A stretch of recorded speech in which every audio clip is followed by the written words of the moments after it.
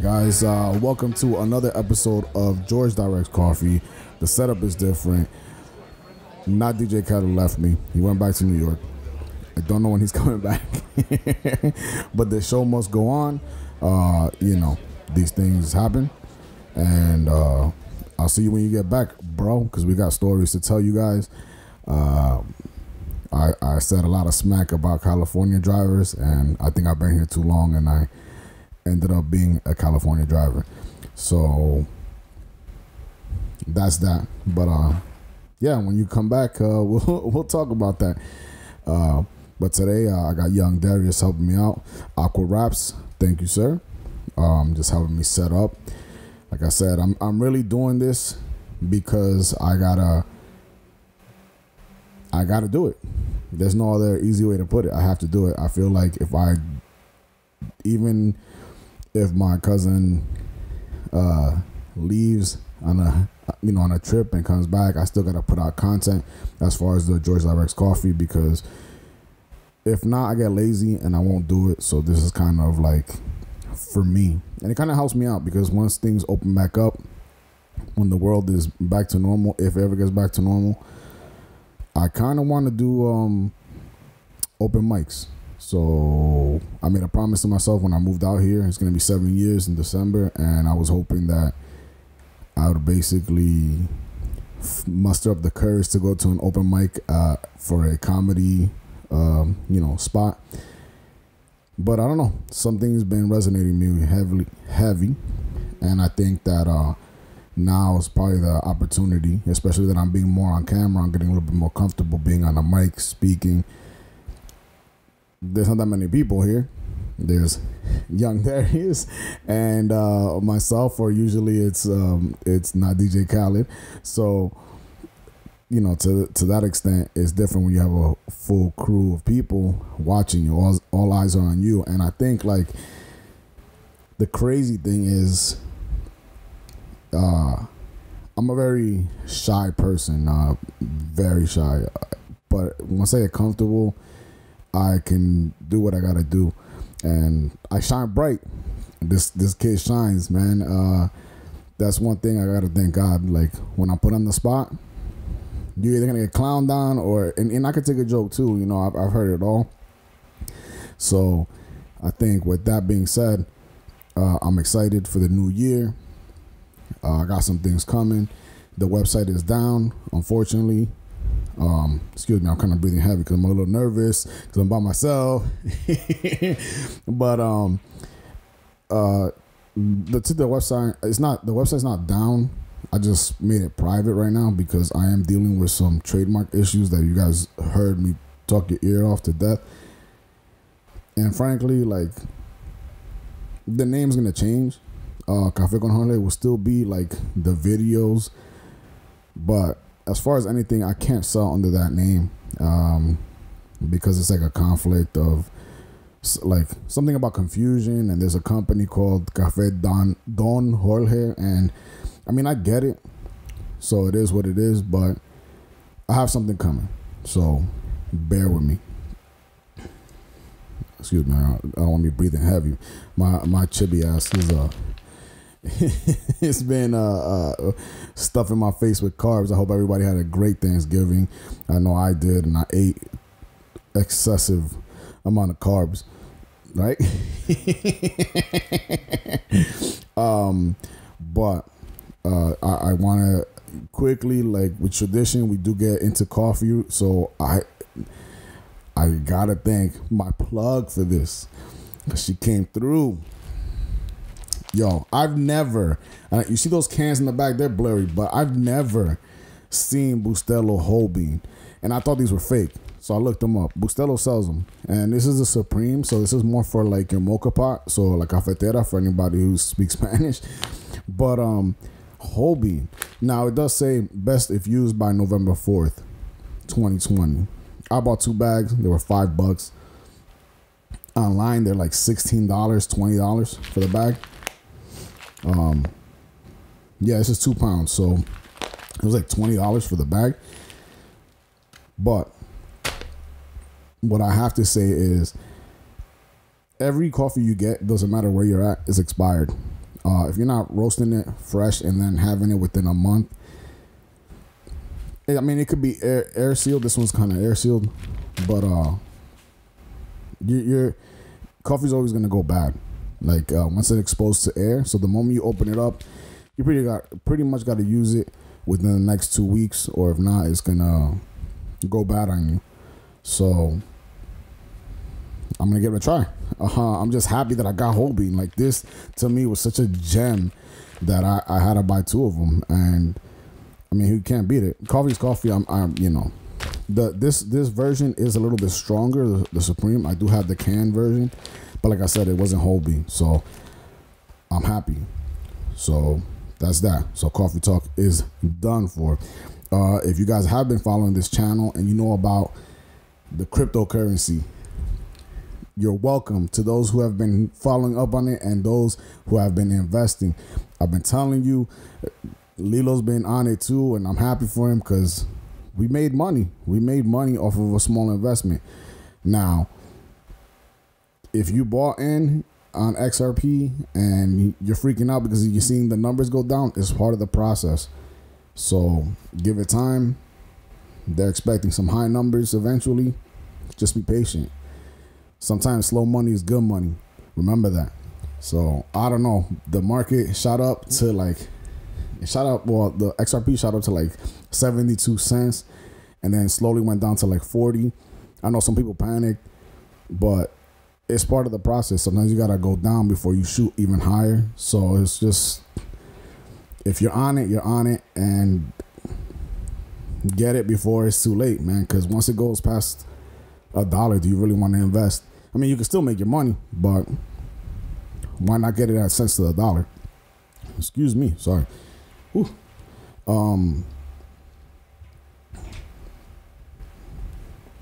It's that awkward silence, bro. I think I'm done with this podcast for the night. Nah, I wasn't gonna do this topic, but I have to. But I wasn't gonna do it only for the simple fact that Bodega Boys beat me to it, and I'm so upset because me and Lilo are a fan of the Bodega Boys, and it's crazy because I'm like, I've been contemplating this episode for like since last Sunday, and what I'm getting as their last episode, they talked about the Queen's Gambit. What a masterpiece! If you guys haven't watched watched Queen's Gambit, please watch it. It's it has less to do with chess and more with somebody's who's a victim of circumstance and who learns chess and then gets addicted to tranquilizers, and in a way addicted to chess. But like, first off, it is beautifully shot.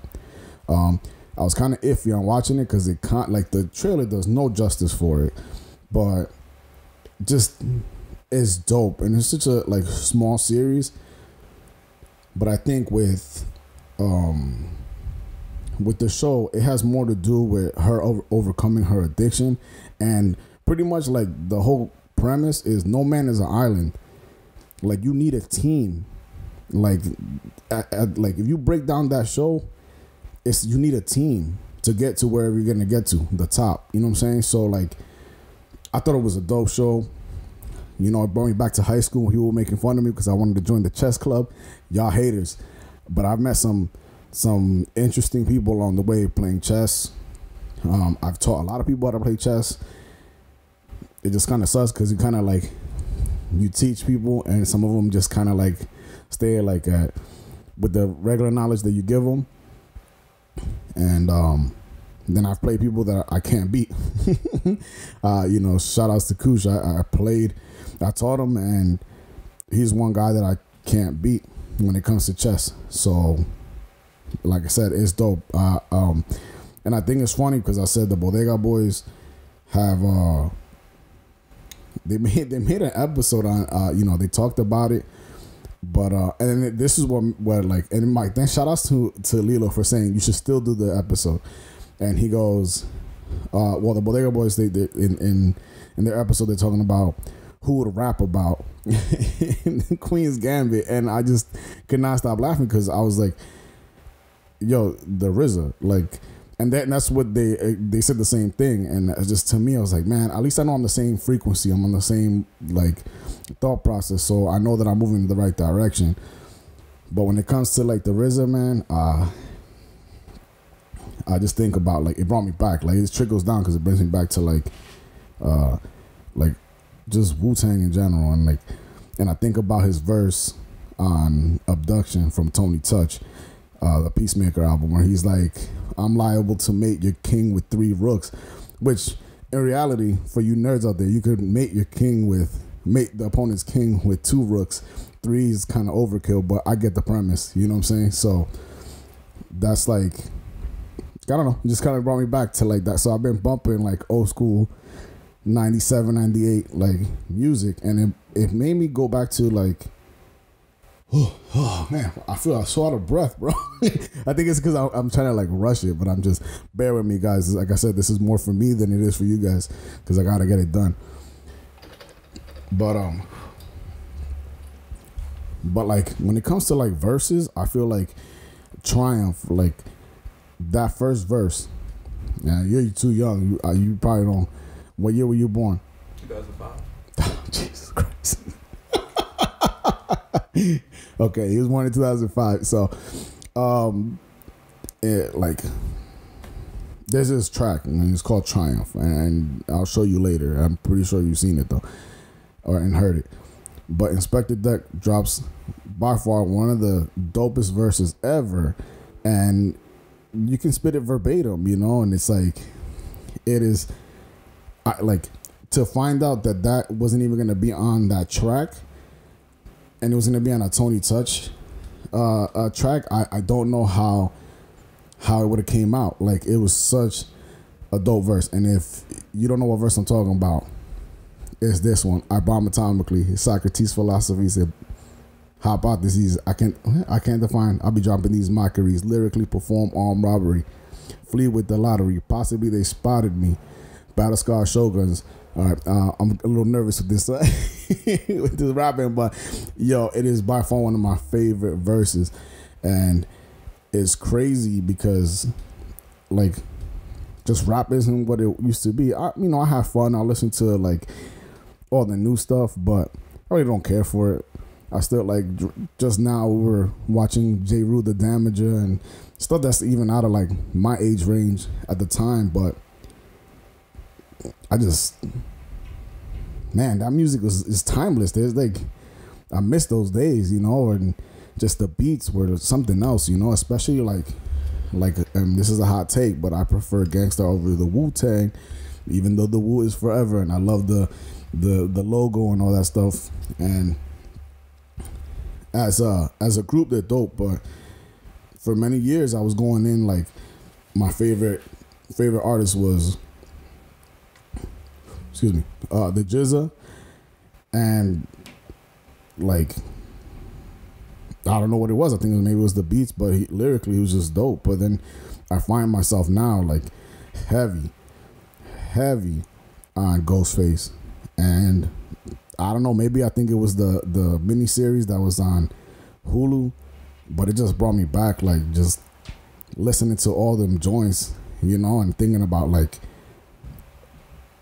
just dope, yo. Like if everybody go back and listen to some old school hip hop, yo, like, you know, buy some Timbs, buy some New York Timbs, because Cali Timbs are Chelsea boots. I don't care what anybody says. Sean, that's for you. That's directed to you. You're never gonna get Timbs from New York unless you buy them yourself, bruh. So, but it to me, it's just like these are iconic verses, man, and it just, I think people have more fun. You know, all this rap nowadays, it's just, there's gems. Don't get me, there's gems right now. Like the Benny the Butcher got some dope tracks, but that's hood stuff. But you know, like I try to stray away from like the mainstream. And there's a lot of good rappers out here and there, but I stand my ground. For you guys that listen to the 3-inch mic episode, shout us out to Bobby and Jonathan. I got flack for it. They were like, yo, California makes some good music, blah, blah, blah, blah. I get it. California does have some dope bands. Like, Credence, and the Doors, and it's stuff like. But those, I'm talking about rap. You got like 5 good rappers in California. Fight me. I'm calling on it. I just feel like that isn't. It's just not my style. I didn't grow up on it. I feel like the East Coast got some dope beats, lyricism. Like it's just sick. I was just showing young Darius over here the Pro Era crew. Like back when Joey Badass was 17 and dropping his verses and like waves and. It's just dope, man. Like that's that style of hip hop that I grew up on. So, like, I don't know. Do your history, California. But yeah. So that's that. Oh yeah. No, I already mentioned it. So I hope, like I said, I hope you guys have had a good Thanksgiving. I just want to talk about what happened to me last year during Thanksgiving, and this is why I'm investing in the cryptocurrency. I just want to jump back to the beginning. But, like, I got stranded last year. And I spent 30 hours in my truck. And I didn't get compensated for most of it. And I sound bitter, but it's just more of, like, a lesson to anybody. Like, these jobs don't care about you. And I'm grateful for my job. But at the end of the day, you're just another person with boots on. Like, so every time I go to work, I'm just like, I'm blessed. Thank God I got this job. But I just don't see myself doing that. And, and I'll never forget it. Like, that changed my whole dynamic with this gig. Like, I was like, I have to start pursuing more of my dream because I got shut down and I wasn't able to, I had to get towed in. So, I left Wednesday to work, and then I didn't get home till Friday morning at 2:00. So it's kind of like I missed Thanksgiving, and I showed up on Black Friday, and I had a family over. So, like, the way I look at it is just like some of these jobs don't care, and I just feel like you as a person need to know what you want. Hey, I'm not knocking anybody who does the job that I do. It is a good job. It pays very well. But when it comes to certain things about like that with your livelihood, you start wondering, like, is it worth it? So thank God this year I got home early and I was able to make some bread, some fresh bread from scratch. Carbs is life, episode 2. But I miss that. I miss being around family and having those things to do and enjoy. Like, some of these jobs, like right now, I live across from a Best Buy. There's a line of cars that wrap around. Even like at 9:00 this morning when I stepped out, there must have been like 100 cars, and I'm not even like BSing. It's just crazy. Like, stay home, be with your family, like, enjoy life, yo. Not everything's about an Xbox and a PlayStation. You know what I'm saying? Like, you're kind of young, so you'll understand when you get older. But shout outs to also Eases Walks, man. Thanks for copying that Xbox. Anybody needs an Xbox or a PS5, I was gonna say 2 by accident, but if you need one, shout out to Eases Walks. You gotta pay top dollar, but that's the resale game. If he don't do it, somebody else is. So shout outs to you, kid. Keep grinding, bro. And I want to leave you guys with this because I felt like I want to tell this story, and I wish my cousin was here. But one of these days, I'll have the person that was with me come and verify this story. So a few years ago, I got suckered into a pyramid scheme, like we all do in our early 20s. Primerica. I don't need to explain it. Long-term, short-term insurance, it's all BS. And people who are making money, it's nonsense. But whatever, that's your hustle. So I have a tendency to always go to I'm gonna paint this picture for you. I always have this tendency to go to places before I have to go. maybe because I'm just Puerto Rican. It's like when Spanish parents go to the airport 6 hours before their flight. So I show up to this building in White Plains, and I'm with my friend Tony. Shout outs to Tony. You're in New York, but I know you're supposed to be coming back to Cali, so I'll see you when you get in. I remember finding this place, and I pull into this back lot, and Tony goes, "Hey, I'm facing the building." So Tony goes, "Hey, the gate is closing," and being the prankster that he is, I look, I'm like, "Nah, stop playing," and he goes, "Nah, I'm just messing with you." So this is one of those, boy cries wolf stories. He does it again. I'm like, "Tony, stop." He said, no, but seriously, the gate is going down. So this gate goes down.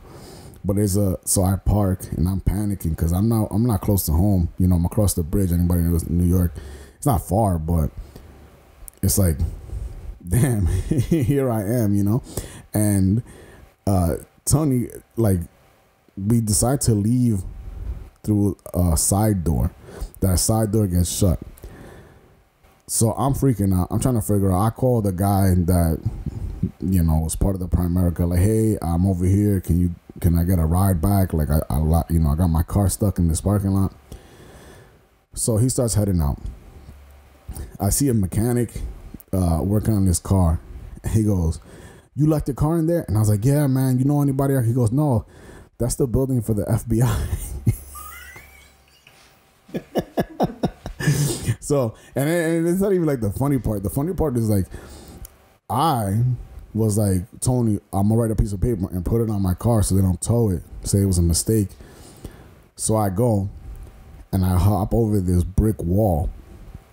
Now, on the side I was on, it was only like a quick little jump. On the other side, it was a drop. So I hop over, knees to my chest, and I stumble away, and I look back, and all I see is the security camera, and I'm like, Jesus Christ, whoever sees this camera footage is gonna have a good laugh.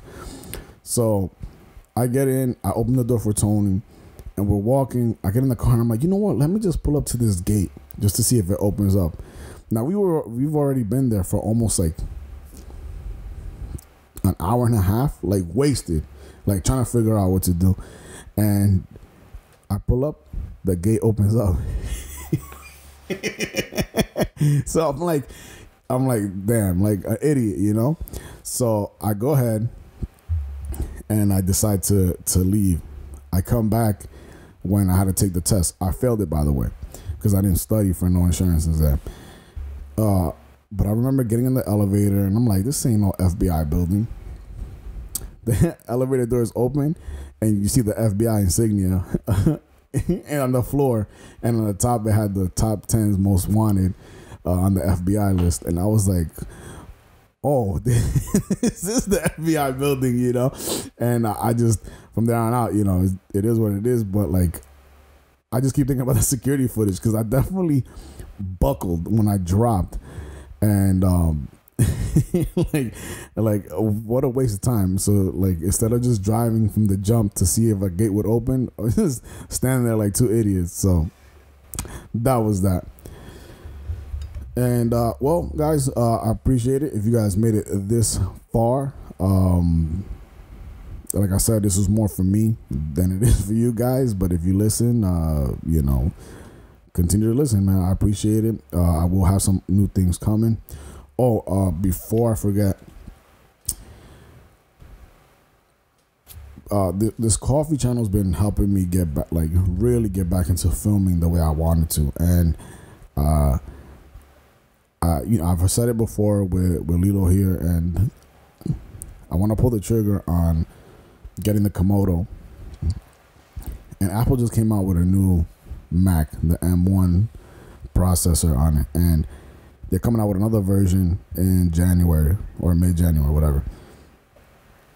And I think I'm gonna end up getting it, just because I want to be able to film stuff and hit the film circuit.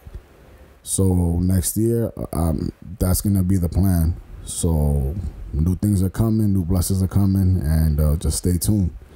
Again, thank you, and stay caffeinated and hydrated. Peace.